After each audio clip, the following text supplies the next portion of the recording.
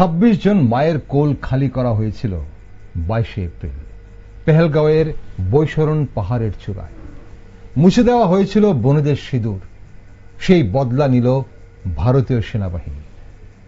বদলার নাম অপারেশন সিন্দুর। এক অভূতপূর্ব দেশাত্মবোধের ভাবনায় উদ্বুদ্ধ ভারতবাসী আজ। চারিদিকে চলছে উল্লাস। সিঁদুরের বদলা নিতেই এই বিজয় উৎসব। অভিনন্দন জানানো হচ্ছে ভারতীয় সেনাকে। পাক অধিকৃত কাশ্মীরি জঙ্গির ঘাঁটিতে ভারতীয় সেনার হামলার ঘটনাকে যোগ্য প্রত্যাঘাত বলে মনে করছে দেশের সকল অংশের মানুষ। অপারেশন সিঁদুর নিয়ে আজ ভারতীয়রা গর্বিত। মঙ্গলবার মাঝ রাতে ভারতীয় বিমান হানায় মারা গেছে 100 জনেরও বেশি জঙ্গি। ভারতীয় বিমান বাহিনী গুড়িয়ে দিয়েছে পাকিস্তানের 9টি জঙ্গি শিবির। তবে রাতের বিমান হানায় কোনো ক্ষয়ক্ষতি হয়নি পাকিস্তানের সাধারণ মানুষের। সে কথা স্বীকার করে নিয়েছে দেশটির সাধারণ মানুষরাই। গত 22 এপ্রিল পেহেলগাঁওয়ে কপালে সিঁদুর দেখে দেখে বেছে বেছে স্বামীদের হত্যা করেছিল পাক মদতপুষ্ট জঙ্গিরা। মহিলাদের মনে আতঙ্কের চিহ্ন গেঁথে দিতে চেয়েছিল পাক মদতপুষ্ট জঙ্গিরা। আর আজ পাকিস্তানের জঙ্গি ঘাঁটিগুলিকে গুড়িয়ে দিয়ে দুপুরে সাংবাদিক সম্মেলন করেন বিদেশ সচিব বিক্রম মিশ্রি। 2 মহিলা অফিসারকে দুপাশে বসিয়ে সাংবাদিক সম্মেলন করেন তিনি। কর্নেল সোফিয়া কুরেশি ও উইং কমান্ডার ভূমিকা সিং। পাক অধিকৃত কাশ্মীরে এয়ার স্ট্রাইকের তথ্য উপস্থাপন করে জানান দেয় যে ভারতীয় নারীরা বিনয়ী হতে পারে, কিন্তু আতঙ্কে সিটিয়ে যাওয়ার পাত্রী নন। অন্যদিকে ভারতের প্রত্যাঘাতে জেরে পাকিস্তানের পাঞ্জাবে জরুরি অবস্থা জারি করা হয়েছে। জাতীয় নিরাপত্তা নিয়ে বৈঠক ডেকেছে পাকিস্তানের প্রধানমন্ত্রী শাহবাজ শরীফ। তবে সকাল থেকেই কাশ্মীর সীমান্তে ভারতীয় গ্রামগুলি লক্ষ্য করে গুলি করছে পাকিস্তান সেনা। পাকিস্তানি সেনার গুলিতে প্রাণ হারিয়েছে 15 জন নিরীহ ভারতীয়, আহত হয়েছে প্রায় 42 জন। এখন অবধি তাই খবর। কাল রাত থেকেই নিউজ ভ্যানগার্ড আপনাদের এই এয়ার স্ট্রাইক নিয়ে আপডেট দিচ্ছে। আজ সকাল থেকে আপনাদের সব খবর দেখিয়েছি আমরা একদম সরাসরি। আর এই মুহূর্তে সময় অপারেশন সিন্দুর নিয়ে একটি বিশেষ পর্যালোচনা। নমস্কার, আমি দীপেন আর আপনারা দেখছেন নিউজ ভ্যানগার্ড। অপারেশন সিন্দুর নিয়ে একটি বিশেষ টক শোতে আজ আমার সাথে রয়েছেন প্রাক্তন পুলিশ আধিকারিক নন্দন সরকার এবং বিশিষ্ট শিক্ষাবিদ ডক্টর অভিজিৎ চন্দ্র। দুজনকে স্বাগত আজকের অনুষ্ঠানে। নন্দনবাবু, অপারেশন সিঁদুর নিয়ে কতটা খুশি আপনি? খুশি এর জন্যই বলবো কারণ আজ গোটা ভারতবর্ষ উচ্ছ্বাসিত। এই প্রত্যাঘাতে কতটা শিক্ষা দেওয়া গেল পাকিস্তানকে, কি মনে করেন? প্রথমে আমি নিউজ ভ্যানগার্ডকে অশেষ ধন্যবাদ জানাই যে আজকের যে সবচেয়ে সেন্সিটিভ যে একটা বিষয় নিয়ে এইরকম একটা লাইভ টক শো করার জন্য।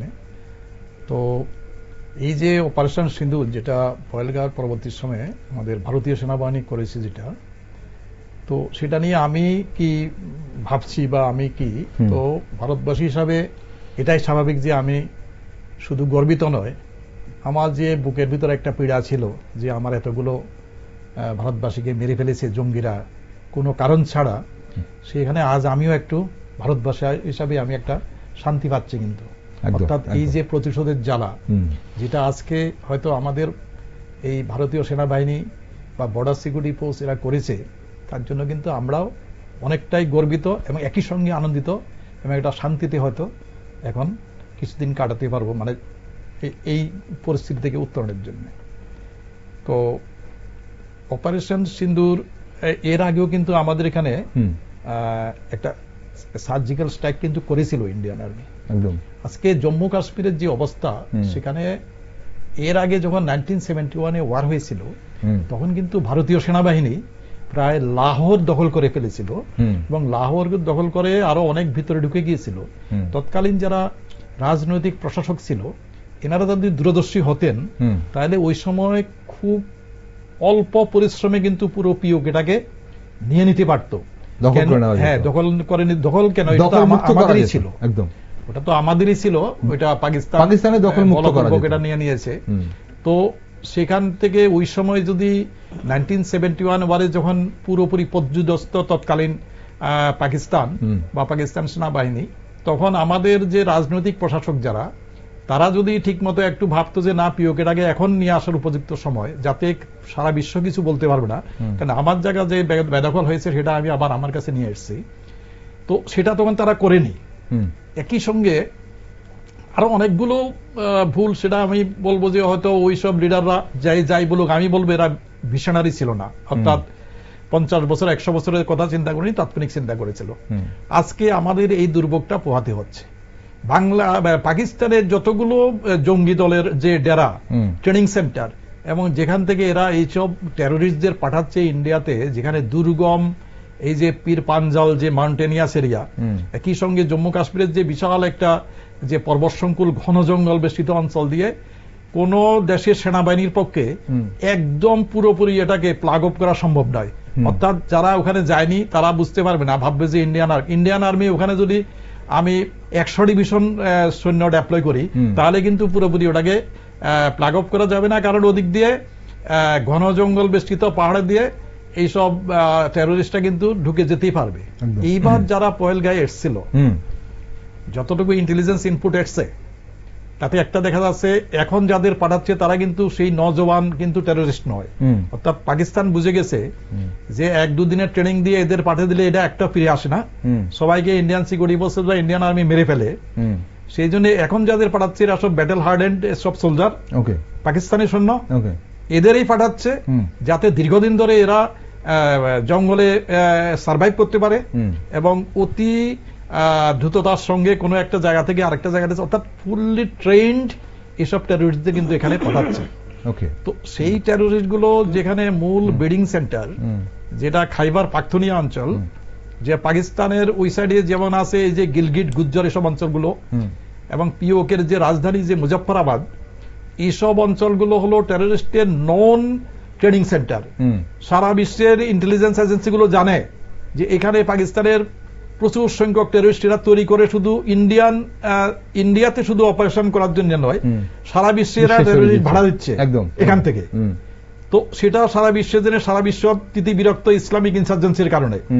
এখানে আমাদের ভারতের কিছু সংখ্যক রাজনৈতিক দল, এরা নিজেদের দেশের স্বার্থ চিন্তা না করে, কোনো কিছু নিচে শুধু ভোটের চিন্তা করে, এরা কিন্তু এদের সম্বন্ধে নানা ধরনের প্রশ্রয় দিয়ে যাচ্ছে। এখনো এত বড় যে ঘটনা হয়ে গেছে, তাতেও এরা সন্দেহের বীজ খুঁজে বেড়াচ্ছে যে এটা কি আমাদের কোন ইন্টারনাল যে পলিটিক্স, এগুলো কোন একটা ইয়ে কিনা, কনস্পিরেসি কিনা, যে মেরে ফেলে তারপরে সেটা একটা মানুষের মুখ ঘুরিয়ে দেওয়া। তো সেসব নোংরা সব চিন্তা ভাবনা আমাদের এই যে ভারতীয় অনেক লোকের মধ্যে আছে, যারা এসব নিয়ে উল্টো পাল্টা কথা বলছে, মানে দেশের সৈনিকদের বীরত্বগুলোকে দেখছে না, তার ভোটের ব্যাংকে চিন্তা করছে। এদের সম্বন্ধে বেশি বললে নাকি ওদের এই যে ভোট ব্যাংকে হাত পড়ে, ওদের যে মাইনরিটি বেসে যে ওদের যে ভোট ব্যাংক আছে সেগুলো নষ্ট হয়ে যায়। সেই জন্য মেপে কথা বলছে, যতটুকু না বললে নয় সেরকম ভাবে কথা বলে যাচ্ছে। কিন্তু আমি ব্যক্তিগতভাবে একজন ইন্ডিয়ান হিসাবে মনে করি, আমি নয় শুধু সিংহভাগ ভারতীয় মনে করে যে এই যে সার্জিক্যাল স্ট্রাইকটা হয়েছে, সেই সার্জিক্যাল স্ট্রাইকটা একটা উপযুক্ত সময় হয়েছে। ভারত সরকার কোনো দেরি করেনি। ভারত সরকার তার এই যে নির্মম হত্যা লীলা, তার উপযুক্ত একটা জবাব কিন্তু দিতে পেরেছে, সেই জন্য আমরা সবাই গর্বিত। ঠিক, ওকে, আপনি গর্বিত। এবং সিংহভাগ, অবশ্যই আপনি যেটা বলছিলেন, সিংহভাগ আমরা দেখতে পাচ্ছি আজ গোটা ভারতবর্ষে বিভিন্ন প্রান্ত থেকে কিন্তু উচ্ছ্বাসের খবর উঠে আসছে এবং উচ্ছ্বাসের বিভিন্ন চিত্র কিন্তু আমরা দেখতে পাচ্ছি। কি মনে করছেন? ডক্টর অভিজিৎ চন্দ্র রয়েছেন আমাদের সঙ্গে। ডক্টর চন্দ্র, আপনিও কিন্তু এই স্টুডিওতে বসে এই যে প্রত্যাঘাত ভারত করবে, তা আপনি একটা দৃঢ় বিশ্বাস আপনার ছিল, আপনি বলে গেছিলেন। কিন্তু কখন করবে, কিভাবে করবে, ভারত নিজের সময়ে করবে এবং সায়েন্টিফিক ওয়েতে করবে, যেটা আপনি বলেছিলেন স্টুডিওতে বসে। আজ কেমন আপনার মনে হচ্ছে, কতটা শিক্ষা দেওয়া গেল পাকিস্তানকে? শিক্ষা দেওয়া শুরু হয়েছে। দুটো শব্দ এখানে বলা দরকার, একটা রিটালিয়েশন, একটা রেসপন্স। ভারত এইবার দেখা গেছে রেসপন্স করছে, রেসপন্সের একটা পার্ট রিটালিয়েশন। কালকে যেটা করেছে সেটা হলো গিয়ে রিটালিয়েশন, রেসপন্স হলো গিয়ে লং টার্ম আমার যে সমস্যাটা আছে সেইটাকে আমি কিভাবে উপড়ে ফেলবো। তার জন্য এর আগে আমরা আলোচনা করেছিলাম যে জল বন্ধ করে দিয়েছে, কূটনৈতিক যে পদক্ষেপ, কূটনৈতিক ভাবে আস্তে আস্তে করে সব দিক দিয়ে জালে ঘিরছে। ঘিরে কালকে যেটা করেছে সরাসরি কাইনেটিক, অর্থাৎ সামরিক যুদ্ধাস্ত্র নিয়ে আঘাত। এটার জন্য গর্বিত তো বটেই, আমি দেখতে চাইবো এটাকে পুরোপুরি উপরে ফেলার একটা ব্যবস্থা করা। যে জিনিসটা কালকে খুবই গুরুত্বপূর্ণ সেটা হলো গিয়ে, এর আগে যতগুলি ভারতবর্ষের সাথে পাকিস্তানের এই ধরনের গোলাগুলি হয়েছে, যাই হয়েছে, এটা পাক অকুপাইড কাশ্মীর, যেটা পাকিস্তান দখল করে রেখেছে এবং যেটা ভারতের থাকার কথা ছিল, যেটা নন্দনবাবু খুব সুন্দরভাবে বলেছেন, সেই অঞ্চলে হয়েছে। জম্মু কাশ্মীর, পুঞ্চ, এই জায়গাগুলো, রাজৌরি এইগুলো হয়েছে। কালকে এই প্রথম দেখতে পেলাম আমাদের যে আন্তর্জাতিক বর্ডার যেটা অলরেডি সেটেলড, পাঞ্জাব, সিন্ধু, ভারতের রাজস্থান, ভারতের পাঞ্জাব, ভারত সেখানে অ্যাটাক করেছে। এইবার পাকিস্তান এইবার অ্যাটাকটা অন্যরকম। যেমন বাওয়ালপুর দক্ষিণ পাঞ্জাবে, এটা আপনাদের বিকানিরের অপোজিটে। বাওয়ালপুরের জৈশ-ই মোহাম্মদ যে উনার ঘাঁটি। এরপর দেখা গেল মুরিদকে, যেটা লস্কর তৈবার ঘাঁটি অবশ্যই, সেটা লাহোরের থেকে একটু পাশে, লাহোরের পাশে। তো ভারতে এবার দেখা গেল সরাসরি পাকিস্তানের বুকে মুরিদকে এবং বাওয়ালপুর অ্যাটাক করেছে। আর বাকি যে 7টা সেটা পাক অকুপাইড কাশ্মীর। একদিন যাই করেছিল ভারত, বালাকোট করে, উড়ি করে, সব পাক অকুপাইড কাশ্মীর করছিল। এইবার ভারত প্রথম পাকিস্তানকে পরিষ্কার সিগন্যাল দিয়েছে, তুমি যদি ওই জায়গাতে কিছু করো পাক অকুপাইড কাশ্মীরে, আমরা কিন্তু পাক অকুপাইড কাশ্মীরে শুধু ক্ষান্ত থাকবো না, যেখানে যেখানে তোমার এখানে পাবো তোমাদের ভূখণ্ডে, যেমন মুরিদকে লাহোরের পাশে এবং বাওয়ালপুর, সেখানেও আমি মারব, সেখানেও তোমার ঢুকে গিয়ে মেরে আসবো। এবং বাওয়ালপুর জায়গাটা ভারত থেকে প্রায় 130 কিলোমিটার দূরে। ভারত কিন্তু 130 কিলোমিটার দূরে গিয়ে পুরো ধ্বংস করে এসছে। এখনো পর্যন্ত পাকিস্তান বুঝতে পারলো না কোথা থেকে এলো, কিভাবে এলো, কি দিয়ে মারলো, আমরা কি করলাম। পাকিস্তান জানতো ভারত রিটালিয়েট করবে, কিন্তু পাকিস্তান এখন চিন্তা করছে জিনিসটা যে পাক অকুপাইড কাশ্মীর যে জায়গায় মেরেছে সেগুলো 30 কিলোমিটারের মধ্যে, 10, 15, 20, 30 কিলোমিটার, কিন্তু মুরিদকে একটু দূরে আছে, প্রায় নিয়ার অ্যাবাউট 50-এর কাছাকাছি ভারতীয় সীমান্ত থেকে। বাওয়ালপুর প্রায় 120-25 কিলোমিটার। আচ্ছা, তো সেইখানে গিয়ে ভারত অ্যাটাক করেছে। সেটা হার্ট অফ দ্য পাকিস্তান, সেটা পাক অকুপাইড ডিসপিউট এরিয়া, একদম হার্ট অফ দ্য পাকিস্তান একদম।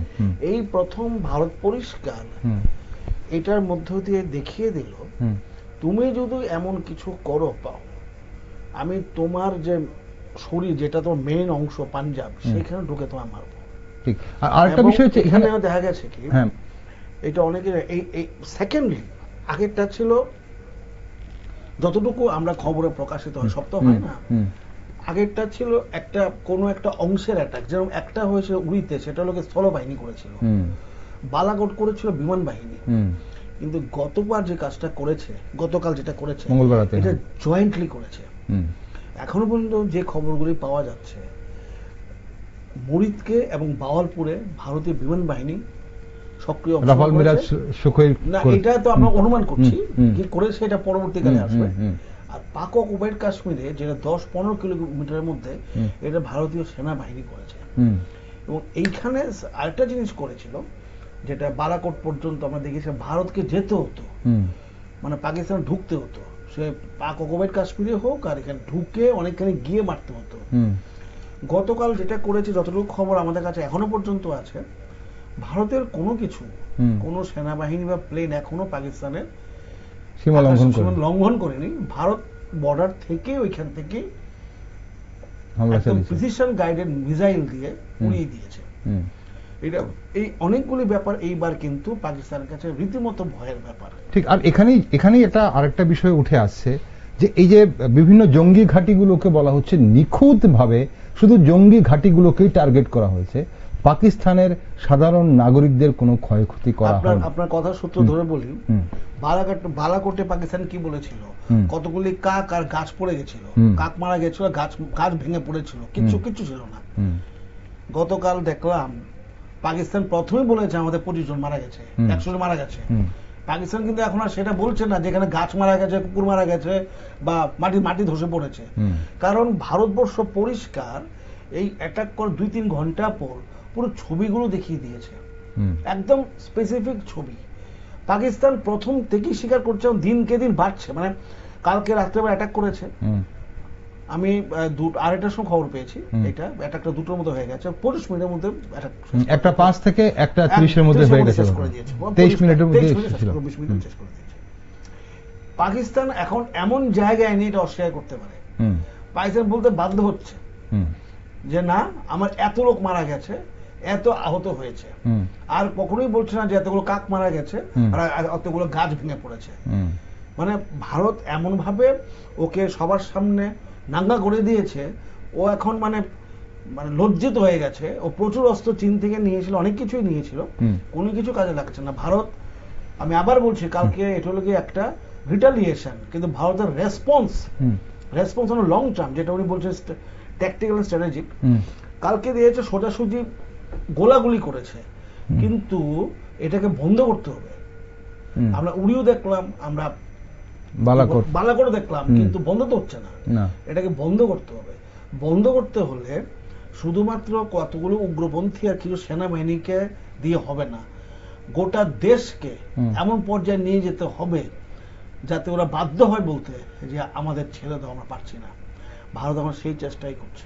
ওকে, আসবো আপনার কাছে। কিন্তু এই যে নন্দনবাবু, ভারতের এই যে পরিকল্পিত যে বদলা, অনেকেই যেটা বলছে যে একদম খুব সুন্দরভাবে পরিকল্পিতভাবে ভারত করেছে, অনেকেই প্রশ্ন করছিল যে প্রায় 13-14 দিন পেরিয়ে গেছে, তারপরেও কোনো ধরনের অ্যাকশন হয়নি, সন্দিহান হয়ে পড়েছিল অনেকেই যে আদৌ কি কিছু করতে পারবে কিনা ভারত, নাকি শুধু মুখেই বলছে যে পাকিস্তানকে একটা যোগ্য জবাব দেওয়া হবে। এখন ভারতের এই পরিকল্পিত বদলা পাকিস্তান সহ গোটা বিশ্বকে কি বার্তা দিল, কি মনে করেন? পাকিস্তান এবার মানে একটু সঠিক পথে আসবে, ঠিক হবে? আমার সেরকম মনে হয় না, কারণ ইসলামিক কান্ট্রিগুলো ধারাবাহিকতা আমি লক্ষ্য করেছি, এরা একটা মানে সবসময় ওদের একটা আইডিওলজি আছে, সেই আইডিওলজি নিয়ে চলে। আমি মনে করি না যে এই যে ইন্ডিয়ান যে এই যে স্ট্রাইক বা যা কিছু হয়েছে, ওদের যদি 1 লক্ষ লোক মরে যেত তাহলে ওদের ঠিক পথে আনা যেত। পাকিস্তান কখনো ঠিক পথে আসবে না। যেমন আমি একটা উদাহরণ আমি বলছি, ইয়েমেনে যে হুতি বিদ্রোহীরা, আমেরিকান ফাইটার জেটগুলি বা বোম্বারগুলি কন্টিনিউ বম্বিং করে যাচ্ছে ইয়েমেনে, ওদের শত শত লোক মরে যাচ্ছে, এরা কিন্তু সারেন্ডার করছে না। সিমিলারলি আরেকটা দেখুন, এই যে ইসরায়েলিরা গাজাতে প্রায় 52,000 লোক মরেছে গাজাতে, তারপরে কিন্তু হামাস বিদ্রোহীদের কিন্তু এরা কিন্তু ইয়ে করছে না। এতে একটা ধর্মীয় একটা ব্যাপার আছে ওরা মনে করে আমি যদি এই লড়াইতে যদি মরি তাহলে আমাদের একটা ভ্রান্ত ধারণা আছে ওরা খুব অক্ষয় ওই যে ইয়েতে যাবে। এটা একটা বিরাট কারণ। কিন্তু 72 হুরের ওখানে যাবে। 2 নম্বর যেটা আছে, ওদের একটা ধর্মীয় ব্যাপার আছে যে আগুনের মধ্যে যদি ওরা মারা যায় বা কোনো মহিলার দ্বারা যদি মারা যায় তাহলে ওরা কোনো মুক্তি পাবে না। সেই জন্য মহিলা সোলজার যদি থাকে তাহলে কিন্তু এরা কিন্তু ভীষণ ভয় পেয়ে যায় যে মহিলা সৈনিকগুলিতে নেই ও মারা যায়, ওরা কিন্তু পালিয়ে যায় ওখান থেকে যুদ্ধক্ষেত্র থেকে। এটা একটা ব্যাপার আছে। কারণ ওই আইএসআই যখন যোদ্ধারা যখন লড়াই করতো তখন কিছু কিছু জায়গাতে মহিলা সৈন্যদের হাতে ওরা ইয়ে হয়েছিল, ওরা খুব ভয় পেত। আগুনের মধ্যে পুড়ে মরা ওরা ভীষণ ভয় পায়, যে কোন একটা জায়গাতে আগুনে পুড়ে মারা গেছে মানে এই আর এখন মুক্তি পাবে না। এটা অনেকটা ধর্মীয় একটা ব্যাপার আছে। যেমন হিন্দুরা হয়তো আগুনে পুড়ে সৎকার করে, ওরা কবর দেয়, সেরকম ওরা আগুনে পুড়লে তখন ওদের মুক্তি হবে না। ভ্রান্ত কতগুলো ধারণা নিয়ে ওরা থাকে এবং সোলজারদের মধ্যে এটা আছে। এই যে সোলজারদের মধ্যে আছে, তার ফলে কি হয়, এদের স্ট্রাইক করলে বা কোনো কিছু করলে এরা ভাবে আচ্ছা ঠিক আছে আমি মরবো, না হলে কি হবে, মরলে তো আমি আরো অনেক বড় একটা ইয়েতে যাব। সেটা একটা ব্যাপার। পাকিস্তানের সঙ্গে বাংলাদেশের পাকিস্তানের সঙ্গে ভারতের যতগুলো লড়াই হয়েছে, এই লড়াইগুলোর কিছু কিছু পরবর্তী সময়ে যে সঞ্জবদের আমি ইন্টারভিউগুলো আমি পড়েছিলাম, যে এরা বলতো যে এরা অনেকটাই এরকম ধরনের একটা মানসিকতা নিয়ে চলে যে ঠিক আছে গুলি আমার কাছে যদি আসে আমি গুলি খেয়ে মরবো। কার্গিলে যখন মাউন্টেনিয়াস হাইট গুলোতে যখন ওরা দখল করে ফেললো, পরে ইন্ডিয়ান একজন কর্নেল ওখানে একটা অপারেশন পরিচালনা করেছিল যাতে পাকিস্তানের একজন আর্মির একটা ক্যাপ্টেন মারা গেছিল। কিন্তু ও এমন ভাবে সুদৃঢ় ভাবে ওর ওই যে ক্যাম্পটাকে রক্ষা করেছিল যে ইন্ডিয়ান আর্মি অনেক কষ্ট হয়েছিল ওদের ক্যাপচার করতে। তখন ওই কর্নেল, ইন্ডিয়ান কর্নেল কিন্তু বাংলাদেশের পাকিস্তানের যে chief of the army staff কিন্তু একটা চিঠি লিখেছিল যে তোমার এই যে সোলজার সে একটা বীরের মতো লড়াই চালিয়ে তারপরে মারা গেছে। তুমি যদি ওকে মরণোত্তর কোনো কিছু দিতে চাও, এটা ইন্ডিয়ান কর্নেল লিখেছে পাকিস্তানের আর্মির কাছে, ওকে ওকে, যে এত মানে ডিভোটেড বা এত ইয়েতে লড়াইটা সে করেছে এজিপ, যে এইটা তার দেশের জন্য মানে এদের আছে কিছু আত্মত্যাগ এদেরও আছে, কিন্তু সেটা নিয়ে তো আমাদের ভাবলে হবে না। সেটা কি দেশের জন্য না, মানে সেটা তাদের ধর্মের ব্যাপারটা যেটা আপনি বলছেন, ধর্মের ব্যাপারটা একটা প্রধান ব্যাপার, অনেকে সেটা স্বীকার করতে চাইবে না, এমনকি এটা নিয়ে বহু রাজনৈতিক দল স্বীকার করতে চায় না। এরা হলো জ্ঞান পাপী, এরা সবকিছু জানে কিন্তু এটা নিয়ে কথা বলতে চায় না, কারণ এটা নিয়ে কথা বললে যদি ওর ভোট ব্যাংকে ভাটা পড়ে। আজকে এই যে ডাইরেক্টলি বলছে যে একটা লোক মুসলিম কোন মোল্লা বলছে ঠিক আছে, আমরা যখন পহেলগামের এখানে সিঁদুর দেখে বা ওই নাম জিজ্ঞেস করে আর নাম জিজ্ঞেস করে যখন ওদের জন্ম জিজ্ঞেস করে মেরেছি, এরা এখন যদি বলে যে এটা নিয়ে করেছি, তাহলে ঠিক আছে আমরা হিন্দু নাম রাখবো, হিন্দু নাম রেখে ওদের মারবো। আমরা হিন্দু নাম রেখে মুসলিম, আমরা হিন্দু নাম নিয়ে ঢুকে যাব, ঢুকে গিয়ে তারপরে মারবো, এরকম ধরনের কিন্তু একটা কনস্পিরেসি কিন্তু হচ্ছে। আমাদের কিন্তু এই আগরতলায় প্রচুর সংখ্যক মুসলিম অনুপ্রবেশকারী আছে, বাংলাদেশ থেকে আসে, এরা অবশ্য বিভিন্ন কারণে আসে, কিন্তু এদের কেউ নাম বিমল, কেউ নাম শ্যামল, কিছু এইভাবে নামগুলো রাখে। চট করে দেখলে বোঝা যাবে যে এটা এরা বোধহয় হিন্দু কোন ধরনের ইয়ে নাই, কিন্তু একটু ডিটেলস চেক করলে দেখে তোমার বাবার নাম কি, তার বাবার নাম কি, তাহলে কিন্তু আর বলতে পারবে না, কারণ সে হয়তো একটা দুটো নাম মনে রাখেছে, এরপরে ওকে যদি কন্টিনিউ প্রশ্ন করা যায় তাহলে কিন্তু ও নাম বলতে পারবে না। কিন্তু তো সেরকম আমাদের মধ্যে ঢুকেছে, আমরা একদম সচেতন নই। পার্টিকুলারলি আপনি দেখুন ইন্ডিয়াতে, আমি এর আগেও বলেছি আপনাকে, আমাদের সবচেয়ে বড় সমস্যা কি, এত বড় দেশের যখন কার্গিলে যুদ্ধ চলছিল তখন একদিন ডেকেছিল, তখন আমি দেখি উমা গান্ধী ক্রিকেট খেলে হই হই করে জোয়ান ছেলেরা ক্রিকেট খেলছে, ওদিকে আমাদের সোলজাররা মরছে। কিন্তু পাকিস্তানে সেরকম নয়, পাকিস্তানের প্রত্যেকটা নাগরিক কিন্তু এবারের দিকে তাকিয়েছিল, যে কার্গিল যুদ্ধে আমাদের ভারতের সঙ্গে লড়াই হচ্ছে, আমাদের সোলজার মারা যাচ্ছে, প্রত্যেকটা সিটিজেন পাকিস্তানে কিন্তু খুব তীক্ষ্ণ দৃষ্টিতে তাকাতো যুদ্ধের গতি প্রকৃতি। আমাদের এখানে কি হয়েছে, উমা গান্ধী গ্রাউন্ডে ক্রিকেট খেলছে, ওখানে মেন রোড খালি পেয়ে ওখানে ক্রিকেট খেলছে, মানে এমনিতে আপনার দেখবেন যে খেলার সময় বাজি ফুটাবে, ওই ফুটাবে, সেই ফুটাবে, সেগুলো দিয়ে বিশ্বাস করবো নাই। ওদের সেরকম একটা রিয়েল যে একটা পেট্রিয়টিক সেন্স, এটা অনেক ভারতীয়ের মধ্যে নেই। আচ্ছা, সেই কারণে কি হচ্ছে, এখানে সবটা চাপ পড়ে যাচ্ছে আর্ম ফোর্সেস, পুলিশ, সেনাবাহিনী, এদের উপর। সিভিলিয়ানদের তরফ থেকে যে একটা উগ্র যে একটা ভাব যেটা দরকার ছিল সেটা কিন্তু নেই। আজকে যদি পাকিস্তানে এরকম ধরনের কোন মুসলিম এদেরকে হিন্দু কোন জঙ্গি সংগঠন যদি ভাই মারতো, একটা হিন্দু থাকতো পাকিস্তানে, আমি চ্যালেঞ্জ করে বলছি কোন হিন্দু থাকতো না এখানে। যে পাকিস্তানের বুকে মুসলিমদের গুলি করে মেরে ফেলেছে হিন্দু সন্ত্রাসবাদীরা, সেটার যে কিরকম সিভিলিয়ান প্রত্যাঘাত হতো এটা কল্পনা করা যায় না। যখন বাবরি মসজিদ ধ্বংস হয়েছিল, বাবরি মসজিদ যখন ধ্বংস হয়েছিল তখন পাকিস্তানে একটা ভালো প্রধানমন্ত্রী ছিল মোহাম্মদ খান জুনেজো, উনি কিন্তু বলেছে যে না, এখানে বড় ধরনের হিন্দুদের উপর একটা অ্যাটাক আসতে পারে বলে উনি সঙ্গে সঙ্গে আর্মিকে অ্যালার্ট করে জায়গায় জায়গায় আর্মি এবং পাক রেঞ্জারদের ডিপ্লয় করে দিয়েছেন। অর্থাৎ আমি যেটা বলছি সেটাতে মনে করার কিছু নেই কেউ, কিন্তু আমি বলছি যে আমাদের মানসিকতাটাই ওই রকমই। অর্থাৎ আমরা সবকিছু, আর্মি আছে, পুলিশ আছে, এই আছে, সে আছে, এরা দেখবে, আর আমি ভালো যদি হয় ভালো বলবো, আর মাঝে মাঝে কিছু আমি এমন ধরনের একটা কিছু এটা কনফিউজিং একটা কথা বলবো যাতে আরো ঘাটে যায়। এখন আমাদের লোকেরাই তো আরো জটিল হয়ে ওঠে। তো সেদিক দিয়ে দেখতে গেলে আমাদের যারা সিভিলিয়ান আছে, আমাদের যারা ভারতের আমরা নাগরিক, আমাদের সবাই একজোট হয়ে এই বিপদের মধ্যে একজোট হয়ে আমাদের প্রত্যেককে একটা এই অন্তত ইয়েটা নিতে হবে, শপথ নিতে হবে যে না, আমরা একজোটে সবাই ইয়ে থাকবো এবং আমরা দেশাত্মবোধের ব্যাপারটাতে একজোট আছি, রেসিপ্রোকাল হিসাবে কাজ করব। শুধু আর্মি এরা যুদ্ধ করে বিয়ে করবে না, আমাদের কিছু দায়িত্ব আছে, খবরাখবর নেওয়া, কারা আসছে, কারা যাচ্ছে, কোথায় কোন বাড়িতে কারা থাকে, এগুলো তো আমাদের দায়িত্ব। আমাকে অ্যালার্ট থাকতে হবে, আমি অ্যালার্ট থাকবো। শুধু পুলিশ এবং সেনাবাহিনীর কাজ নয়, আমার আশপাশে কোনো টেররিস্ট ঘুরছে কিনা বা কোনো বিদেশি নাগরিক যারা সন্দেহভাজন নাগরিক এরা ঘুরছে কিনা সেটা আমারও দায়িত্ব। আজকে যে বাংলাদেশে এই যে একটা মৌলবাদী সরকার এসে গেছে, যাদের সঙ্গে পাকিস্তানের এখন খুব ভাই ভাই সম্পর্ক, আজকে এখানে যতগুলো মৌলবাদী সংগঠন ছিল এরা স্লিপিং সেল হিসাবে ছিল, আর এখন এরা উপযুক্ত আলো বাতাস পেয়ে মাথা ছাড়া দিয়ে উঠে বাংলাদেশের পুরোটা দখল করে নিয়েছে। বাংলাদেশে ইউনুসের এখন কোনো ক্ষমতা নেই এদের বিরুদ্ধে কথা বলার। ইউনুসকে আমরা সবাই দোষ দিচ্ছি, ইউনুস করে, ইউনুসের কোনো ক্ষমতাই নেই এখন ইউনুস এদের বিরুদ্ধে। এখন ইউনুসকে বেঁচে থাকতে হলে এদের সঙ্গে মিলে কথা বলতে হবে। তো সেখানে আমাদের এই যে বাংলাদেশের যে কোনো মুহূর্তে এরা আমাদের যে কোনো দুর্বল যে সব জায়গা আছে সেসব জায়গা দিয়ে হয়তো অনুপ্রবেশ ঘটিয়ে কোনো একটা জঙ্গি ঘটনা ঘটে ফেলতে পারে। পাকিস্তানের এইসব ইয়েরা মুজাহিদিন বা যারা আছে জনতা কি জানি কতগুলো করেছে।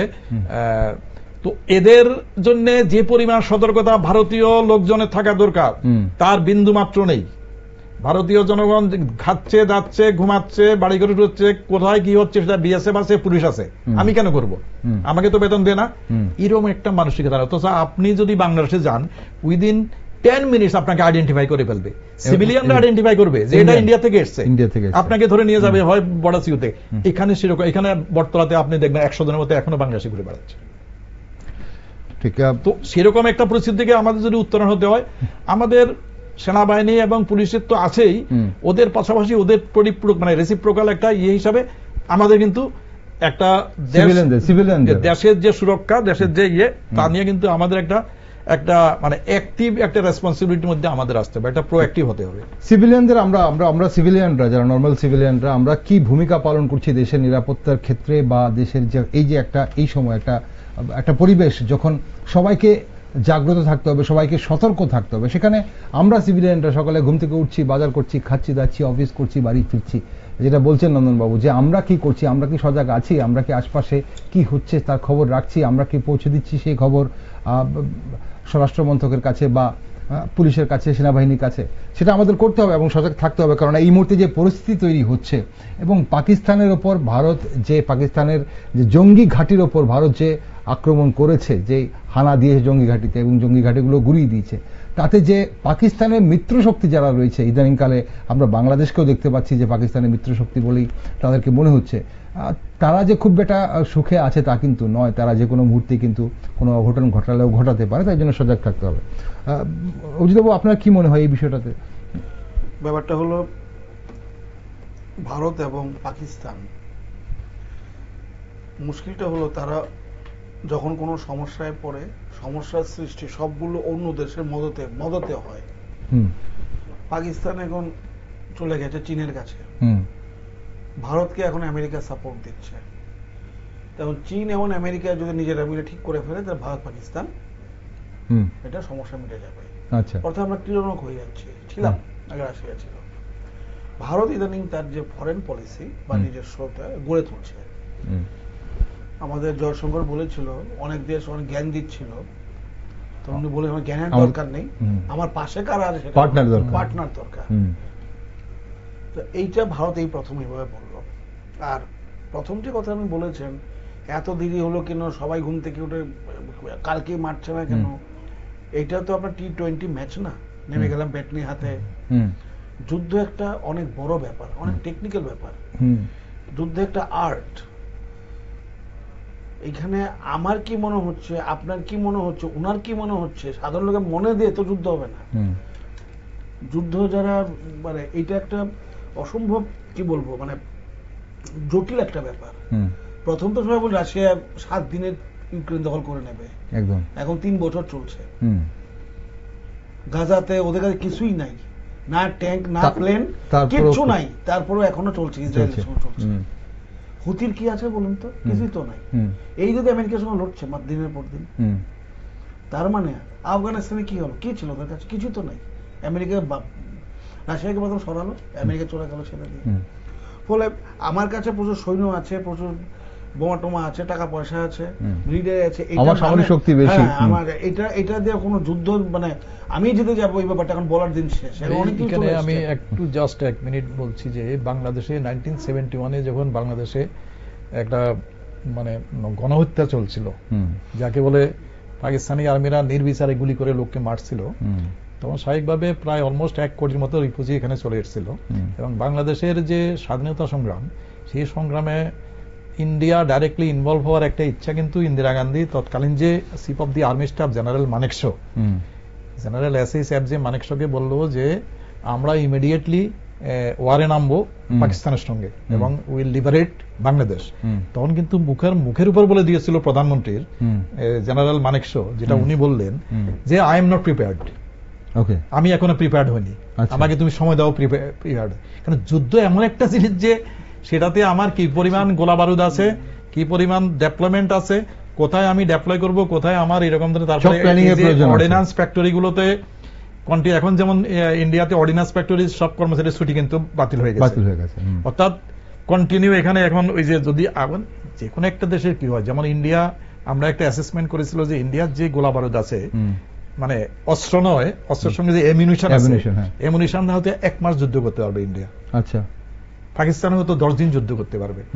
এরকম একটা তো প্রত্যেকের তো একটা সীমা থাকে, যেমন তো সেখানে চট করে যুদ্ধে নেমে যাওয়া, হ্যাঁ, এটা তো একটা মানে হঠকারী একটা সিদ্ধান্ত হয়ে যাবে। আমার একটা প্রিপারেশন লাগবে, পরিকল্পনা লাগবে। এই যে একটা প্রেসিশন স্ট্রাইক গুলো করলো, সেগুলো তো আগের থেকে ইন্টেলিজেন্স ইনপুট নিয়েছে, স্যাটেলাইটের সাহায্য নিয়ে হয়তো ইন্টেলিজেন্স ইনপুট নিয়ে বিভিন্নভাবে তারপরে ডিসিশন এসেছে যে এটাই ক্যাম্প, হিটটা তারপরে করেছে। চট করে যেখানে সেখানে হিট করে দেওয়া, সেটা তো একটা এত বড় একটা দেশের সামরিক ক্যাপাবিলিটি। মানেকশ যে কথাটা বলেছিল, এটা এখন ঐতিহাসিক ভাবে সবাই মানে বই লেখা আছে। ইন্দিরা গান্ধীকে বলেছে, what do you want, war or win? If you want war, I am ready. If you want to win, I am not ready. আচ্ছা, আপনি কি চান, যুদ্ধ চান না বিজয় চান? যদি আপনি যুদ্ধ চান, আমি রেডি, কিন্তু বিজয় যদি চান, আমি রেডি না। I need time. ঠিক, তার জন্য পরিকল্পনা প্রয়োজন। খুব সুন্দর কথা, দুর্দান্ত কথা বলেছেন। যুদ্ধ তো যে কোনো মুক্তি করা যায়। আমি একটা বন্ধু নেমে গেলাম, এটা যুদ্ধ নয় তো। ব্যাপারটা হলো যেটা বলেছেন যে আমার যুদ্ধের উদ্দেশ্য কি, যুদ্ধে আমার কি ক্ষতি হবে, কস্ট বেনিফিট রেশিও হিসাব করে প্রত্যেকে আমার পাশে করা যায়। এই যে ইন্ডিয়াতে এত দেরি হলো কেন? আমরা যে উদাহরণটা এরকম হতে পারে, আমরা পুকুরে মাছ ধরি না, জাল দিয়ে ঘিরে ঘিরে আস্তে আস্তে ঘিরে ঘিরে ঘিরে ঘিরে ঘিরে ঘিরে একটা জায়গায় নিয়ে আসে অনেকগুলি মাছকে, তারপরে ছোট জায়গাতে নড়তে পারে তখন ধরি। তা ভারত যখন একটা আন্তর্জাতিক স্তরে কাজ করতে যাবে, প্রায় 200টা দেশ আছে, প্রতিটি দেশের সঙ্গে ভারতে কথা বলতে হয়েছে, ওদেরকে ভাবে বোঝাতে হয়েছে আমি কেন করতে যাচ্ছি এটা। তাদের মত নিয়ে এসে আজকে দেখুন, এতদিন পর্যন্ত পাকিস্তানকে অ্যাটাক করছে কটা দেশ? পাকিস্তানের ভারতের বিপক্ষে গেছে 2-3টা দেশ, তুর্কি, চীন। তো এখন চীন বলবো যে উনি বললেন যে চীন তো বলছে ভারতের সঙ্গে কথা বলে সমস্যা মিটিয়ে নিন, এখনো বলছে, ঘটনার পরও বলছে একটা বেশ পাকিস্তানকে সে বলেনি প্রত্যাঘাত করার জন্য। আমাদের যে এই যে সার্ক কান্ট্রি, শ্রীলঙ্কা, বাংলাদেশ, এটা তো ডাইরেক্ট সাপোর্ট করেনি পাকিস্তানকে, চুপ করে বসে আছে। ইভেন আফগানিস্তানও পাকিস্তানের ব্যঙ্গ করে কথা বলেছে। তা আমার বক্তব্য হলো, আগে কোন দেশকে যখন আপনি ধরবেন, তাকে বন্ধুহীন করে দিতে হবে, তার পাশে যাতে না থাকে কেউ। বন্ধুহীন করে দেওয়ার পর তাকে খাবার দাবার, যেটা গুলি দিয়ে তো যুদ্ধ হয় না। আপনি মিলিটারি পাঠিয়ে দিলে খাবার পাঠাতে পারলেন না, আপনি যুদ্ধে পাঠিয়ে দিলেন, সোলজার মানে গুলি খেয়ে পড়ে আছে, আপনি হাসপাতালে দিতে পারেন, পরে সোলজার যাবে, দেখা যায় গুলি করে মরে গেল। আমেরিকা শক্তি, আমেরিকা লজিস্টিক খুব পাওয়ারফুল। আমেরিকা গোটা পৃথিবী যেখানে যান সেখানে খাবার পাঠাতে পারে, গোলা পাঠাতে পারে, এবং সবচেয়ে বড় কথা রিপ্লেস করতে পারে। যুদ্ধ একটা লোক কতদিন লড়াই করতে হবে? 2-3 দিন তার ঘুমের প্রয়োজন আছে, তার বাথরুমের প্রয়োজন আছে, খাবারের প্রয়োজন আছে। এমন ধরনের 1 মাস যাবত কেউ বন্দুকে পড়ে দেবে মাঠের মধ্যে, যে উগ্রপন্থী যেই রিপ্লেস করতে হবে। ফলে তার জন্য যে মেকানিজম তৈরি করা, টাকা লাগে, টেকনিক্যাল লাগে, পুরো ব্যাপারটা, এই পুরো ব্যাপারটা মাথায় রাখতে হবে। এবং যে কাণ্ডটা এবার ঘটেছে, যেটা কাশ্মীরে কোথাও কোনো ঘটেনি, ওরা বেছে বেছে নাম জিজ্ঞাসা করে মেরেছে। এখন যারা খুব কট্টর টাইপের লোক, তারা বলেছে ওরা তো ভালো কাজই করেছে, কারণ ওদের নাকি কেউ কেউ বলে যারা খুব কট্টর, যে যারা কাফের তাদের মারলে তাদের ভালো হয়, যেটা উনি বলার চেষ্টা করছিলেন। তো তারা বেছে বেছে, মানে কোনো যদি মুসলিম হয় তাদের ক্ষতি হয়ে যাবে, ওরা যেতে পারবে না, যে মুসলিমকে মেরে ফেলেছে। যারা খুবই কট্টর, তারা তো এই যারা উগ্রপন্থী, তাদের এইভাবে ব্রেন ওয়াশটা করে এইভাবে নিয়ে আসে। তো এইটা ঘটনা পাকিস্তান থেকে এরা করেছে। পাকিস্তান শুধুমাত্র ক্রীড়নক, কারো হাতের পুতুল হয়ে আছে। মূল কথা, ভারত যে চীনের বিরুদ্ধে দেখুন, আমেরিকা বিরাট বড় একটা জারি করলো, ট্রেড একটা এম্বার্গো, প্রচুর টাকা ধরিয়ে দিল, এরপরে এই ঘটনাগুলি ঘটছে। ভারত এখন রাইজিং ইকোনমি, পৃথিবীতে ভারত সব দিকে বেড়ে উঠছে, এটা অনেক দেশে সহ্য হচ্ছে না। ওরা চেয়েছে যেন তেন প্রকারে ভারতকে একটা বিপদে ফেলে, সব দেশ ভারতের অগ্রগতি আটকে দেয়, এইটা ভেবে করছে। আর পাকিস্তানের যা অবস্থা, পাকিস্তান তো উনি বললেন, পাকিস্তানের যে উগ্রপন্থী ভারতের বিরুদ্ধে না, পৃথিবীতে যে কোথাও কোনো প্রবলেম হয় প্রথমে দেখা যায় পাকিস্তানে কিনা। পাকিস্তান আউটসোর্সিং করে। আমরা যেমন খেলা আউটসোর্সিং, আইপিএল খেলা কিনি না আমরা, অস্ট্রেলিয়ার প্লেয়ার কিনি, ওইখান থেকে চোখে যায়, সিরিয়ায় যুদ্ধ করতে যায়, রাশিয়ায় যায়, ইন্ডিয়ায় আসে। এমন নয় যে ভারতের পক্ষে এই যে এত বড় যুদ্ধ হলো আফগানিস্তান রাশিয়ার বিরুদ্ধে, সব পাকিস্তান থেকে গেল। ওসামা বিন লাদেন তো পাকিস্তানি, সেখানে আমেরিকা সেখানে ঢুকে মারতে হলো। গাজায় যে এখানে পাকিস্তানি গেছে, সিরিয়ায় যে মারামারি হলো চলে গেল বাশার আসাদ, সেখানে পাকিস্তানি পাবেন, লেবাননে পাবেন, ইউরোপে যেখানে যেখানে যাবেন ওরা ভাড়া দিয়ে পয়সা ইনকাম করে, ফলে দেশটাই এখন এই পর্যায়ে চলে গেছে। এখন নিজেদের মধ্যে বালুচিস্তান নিজেদের মধ্যে এখন মারামারি শুরু করে দিয়েছে একদম। এখন অনেকেই তো বিশেষজ্ঞরা বলছেন যে বালুচিস্তান কিছুদিনের মধ্যে হয়তো স্বাধীন হয়ে যেতে পারে। কালকে তো 14 জনকে মারলো, আজকে খবর পেলাম কালকে রাত্রে 14 জনকে দুটো মিলিটারি ট্রাক উড়িয়ে দিয়েছে। প্রথম পাকিস্তান বলেছে 22 জন মারা গেছে, এখন 8 জন মারা গেছে। বালুচিস্তান বলেছে আমরা 24 জনকে মেরে দিয়েছি, 18 জন মানে ভয়ঙ্করভাবে ঘায়েল হয়েছে মিলিটারি ট্রাক। এখনো কিন্তু বালুচিস্তানে বিএলএফ চলে যাচ্ছে, করছে কাজ। এখনো তো পাক তালিবান নামেনি, যেটা আপনার খাইবার পাখতুনখোয়া বসে আছে, ওরা তো কালকে থেকে শুরু করছে। পাকিস্তান এখন ভেতরে বাইরে দুই দিক থেকে ঘিরে গেছে। এখন আসলে পাকিস্তানের অবস্থা খুব শোচনীয়, এবং আগামী দিনে পাকিস্তান কি ধরনের স্টেপ নিতে পারে, কি ধরনের নেবে সেটা বড় কথা নয়, কি ধরনের স্টেপ নিতে পারে সেটা অবশ্যই চোখ রাখার বিষয়। তবে অনুষ্ঠানের সময় ফুরিয়ে আসছে, আমাদের আজকে অপারেশন সিন্দুরের একটা এই বিশেষ পর্যালোচনায় একটা দিক না ছুঁয়ে গেলে নাই হয়। নন্দনবাবু, আপনি রয়েছেন এখানে আজকে অনুষ্ঠানে। অপারেশন সিন্দুর নিয়ে প্রেস ব্রিফিং করেছেন বিদেশ সচিব বিক্রম মিস্ত্রি সহ 2 মহিলা অফিসার, কর্নেল সোফিয়া কুরেশি এবং উইং কমান্ডার বোমেকা সিং। এখন সন্ত্রাসবাদীরা স্বামীদের হত্যা করে স্ত্রীদের বলেছিল সরকারকে গিয়ে বলতে, সরকারকে গিয়ে বার্তা দিতে। 2 জন মহিলা অফিসারকে দিয়ে বার্তা কি দিল ভারত? ভারতের বার্তা দিল যে মহিলাদের তুমি দুর্বল ভেবে ওদের স্বামীকে হত্যা করে ওদের বলেছিল যে সরকারকে গিয়ে বলো। সেই মহিলারাই এয়ার স্ট্রাইকে পার্টিসিপেট করে দেখিয়ে দিল যে মহিলাদের ওরা যেরকম দুর্বল ভেবেছিল সেরকম দুর্বল আসলে মহিলারা নয়। আর খুব একটা সুন্দর পয়েন্ট আপনি বলেছেন যে মহিলাদের হাতে মৃত্যু হলে তাদের সেই 72 মহিলাদের ওরা বেহেশতে যাবে না, ওদের আগুনে পুড়ে মরা আর ওই যে মহিলাদের হাতে মরা কিন্তু ওদের ভীষণ একটা দুর্বলতা, একটা ভীষণ উইকনেস আছে ওদের। সেই কারণে এই যে আগুন টাগুন লাগলে খুব দৌড়ে পালায় ওইখান থেকে, যে হঠাৎ করে যদি আগুন টাগুনে মারা যায়। যাক, এগুলো ওদের ধর্মীয় শিক্ষা কিভাবে দিয়েছে, এগুলো সায়েন্টিফিক বেস কি আছে সে সম্বন্ধে আমি জানি না, কিন্তু এগুলো হচ্ছে ওদের, এবং এটাতে ওদের হলে কোনো অসুবিধা ছিল না। বাট ওদের এইসব ভ্রান্ত ধারণাগুলো নিয়ে সারা বিশ্ব কিন্তু ওরা বিভিন্নভাবে, সারা বিশ্বে কিন্তু ওরাও নানাভাবে এই জ্বালা যন্ত্রণা করে বেড়াচ্ছে এই যে এই মানে আদর্শে অনুপ্রাণিত হয়ে। তো সেটা হয়তো আমাদের যে 2 জন মহিলা পুলিশ আর সরি সেনাবাহিনীর 2 জন অফিসার, একজন বোধহয় এয়ারফোর্স ছিল, একজন এয়ারফোর্স ছিল, উইং কমান্ডার, ওনারা দেখিয়ে দিল যে ইন্ডিয়াতে নারীদের কত সম্মান দেওয়া হয়। ভারতে নারীদের যে একটা বিশেষ উচ্চ আসন আছে, এবং আমাদের এখানে নারীদের যে আলাদা একটা সম্মান আছে আমাদের সমাজে, তার প্রমাণ হলো এত বড় একটা সার্জিক্যাল স্ট্রাইকের পরে বা যে কোনো একটা স্ট্রাইকের পরে 2 জন মহিলাকে দিয়ে বলালো যে মহিলাদের ওখানে ওদের স্বামীদের হত্যা করা হয়েছিল, কিন্তু পাকিস্তানে কিন্তু নারীদের বিশেষ একটা সম্মান নেই। অর্থাৎ ওখানে এরা নারীদের ওদের নানা কারণে অনেক জায়গাতে ওদের প্রবেশাধিকার নেই, কথা বলার অধিকার নেই, এমনকি আরো কিছু কিছু মুসলিম রাষ্ট্রে তো ওরা শরীরে দেখাতে পারে না, কলেজে যাওয়া বন্ধ, নাচ গান বন্ধ, সবকিছু বন্ধ, মেয়েদের পড়ার দরকার নেই, তাদের কাজ হলো শুধু ওই প্রক্রিয়েশন এবং এখানে বসে। তো এইভাবে আমাদের ভারতবর্ষ যে একটা অনেক প্রগতিশীল একটা দেশ, এবং আমাদের যে সবকিছু আছে, সে অর্থনীতি হোক, সংস্কৃতি হোক, আমাদের সামরিক শক্তি হোক বা আমাদের মানসিকতা হোক, সব দিক দিয়ে যে আমরা পাকিস্তান থেকে অনেক অনেক এগিয়ে আছি, সেটা কিন্তু স্পষ্ট হয়ে যাচ্ছে। সারা বিশ্বই জানে, সেটা শুধু আমরা বলে তো হবে না, সারা বিশ্বই জানে, গোটা বিশ্বই জানে যে ভারতবর্ষ এরকমই। সেই কারণে সব দেশে কিন্তু এখন এগিয়ে এসছে।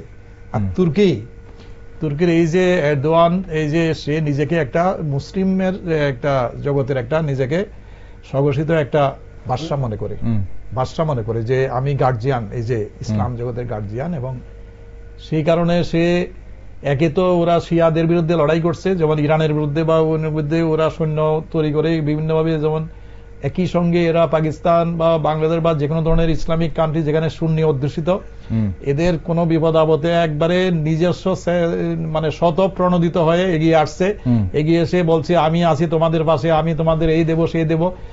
তো এটা তুর্কি কিন্তু অলরেডি টার্গেট হয়ে গেছে, বিশেষ করে পশ্চিমী দুনিয়ার কাছে, গোটা বিশ্বের কাছে টার্গেট হয়েছে তুর্কি। শুধু নাটোর সদস্য বলে ওকে হয়তো ডাইরেক্টলি কেউ হিট করছে না, কারণ নাটোর মেম্বারশিপ নিয়ে রেখেছে, কিন্তু তুর্কির এই যে একতরফা যে অন্যায়ের পক্ষে লড়া, এই যে অন্যায়ের পক্ষে লড়া, সেগুলো কিন্তু বহির্বিশ্ব বুঝে ফেলেছে। যেখানে একটা যে হামাস বিদ্রোহীরা এতগুলো মানে 1500 নিরীহ ইসরায়েলিকে হত্যা করলো, তখনও ও সমর্থন করেছে। লেবাননের বিভিন্ন জায়গায় হেজবুল্লাহ যখন খ্রিস্টান কপটিক খ্রিস্টানদের হত্যা করলো, তখনও ও তুর্কি সমর্থন করেছে। কুদ বিদ্রোহীদের যখন ইয়ে করলো, সিরিয়ার আর্মি বাশার আল আসাদের সৈন্যরা যখন অ্যাটাক করলো, তখনও মানে যেখানে ওর স্বার্থ আছে এবং যেখানে ওর ধর্মীয় ব্যাপারটা ফিট করে, সেখানে সব জায়গাতে তুর্কি নাক গলাচ্ছে, এবং সেটা সব জায়গায় দেখা যায় সেটা অন্যায়ের পক্ষে। গোটা বিশ্ব যেদিকে থাকে বা তুর্কি তার বিপরীত দিকেই থাকছে এই মুহূর্তে দেখা যাচ্ছে। আমরা কথা বলছিলাম দুজন মহিলা অফিসারকে দিয়ে, সেনা অফিসারকে দিয়ে যে প্রেস ব্রিফিং যে করানো হয়েছে আছে, সেখানে ভারত কি বার্তা দিয়েছে, আপনি কি মনে করেন? এখানে বার্তা তো কিছুই না, বার্তা এটাই ওমেন এম্পাওয়ারমেন্ট, নতুন ভারতের ওমেন এম্পাওয়ারমেন্টের। ওমেন এম্পাওয়ারমেন্ট তো এখন মিলিটারি দুজন দিয়ে তো, আমাদের তো প্রাইম মিনিস্টার ইন্দিরা গান্ধী কবেই প্রাইম মিনিস্টার হয়ে গেছে। আমাদের যে বাংলাদেশে ওয়ার তো আমরা প্রাইম মিনিস্টার ইন্দিরা গান্ধীর নেতৃত্বে লড়াই করলাম, ঠিক আছে না? তো ভারতবর্ষে মহিলারা যে এম্পাওয়ার অনেক আগে থেকেই আছে। ওরা খালি বলেছিল যে মহিলাদের স্বামীদের মেরে যে সরকারকে বলো, তো এখন উগ্রপন্থী মেরে সরকার মহিলাদের বলাচ্ছে যে কেমন আছো তোমরা, ভালো আছো তো, তোমরা যদি এরকম করো আমরা তোমাদের সাথে করবো, আমরাই আছি, দরকার নেই, আপনি মহিলাই যথেষ্ট। আর আমাদের আর্মিতে বা পুলিশের প্রচুর মহিলা আছে, শুধু মহিলা বোধহয় নেওয়া হয়নি, যথেষ্ট দক্ষতার যোগ্যতা আছেও তাদের নেওয়া হয়েছে। আর ভারতবর্ষে মনে রাখবেন, এই দেশে যে কোনো ধর্ম, যে কোনো জাতি, আর্মি, পুলিশ সবখানে আসতে পারে। ফলে এখানে এইসব ভেদ আমাদের মধ্যে নেই। কিন্তু দুঃখজনক ঘটনা, সেটা দিনের বছর 6 বছর 7 বছর পরে এই মুম্বাই অ্যাটাক, এই উড়ি অ্যাটাক, বালাকোট অ্যাটাক, এখন এই পহেলগাঁও অ্যাটাক, এইভাবে যদি চলতে থাকে 6-7 বছর যাব, এটা তো বন্ধ করা দরকার। এবার ভারত কিন্তু যথেষ্ট শক্ত ডিসিশন নিয়েছে। আমরা এখন যুদ্ধের দিকে কিন্তু মনটা নিয়ে গেছি, কিন্তু খেয়াল করুন ভারত কিন্তু সালাল এবং যে হাইড্রো ইলেকট্রিক পাওয়ার গুলো আছে, যে ড্যাম গুলো কাশ্মীর বন্ধ করে দিয়েছে, কিন্তু পাকিস্তান জল যাচ্ছে না। পাকিস্তানে যদি ভারত এই জলগুলো আটকে রেখে দেয় দিনের পর দিন, পাকিস্তানে তো কোনো চাষই হবে না।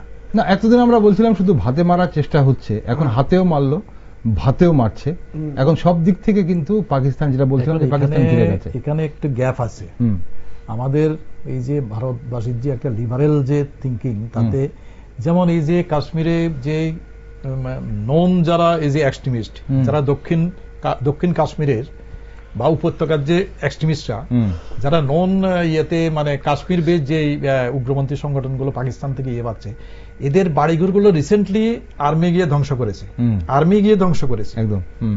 তো এখানে একটু যদি সময় থাকে আমি বলি যে পাঞ্জাবে যখন খালিস্তানি বিদ্রোহ যখন মানে একদম সেনা আর এই বাংলাদেশ আর এই যে পাঞ্জাব পুলিশের যখন দেওয়ালি পিঠ থেকে গিয়েছিল, তখন এই যে সিদ্ধার্থ শঙ্কর ছিল পাঞ্জাবের গভর্নর, এবং উনি তখন একটা পদ্ধতি আবিষ্কার করলেন যে এক্সট্রিমিস্ট জঙ্গিরাদের কেন তুমি পেছনে ঘুরে বেড়াবে, জঙ্গিরা যাতে তোমাকে ফলো করে সেই পথ আমি করে দিচ্ছি।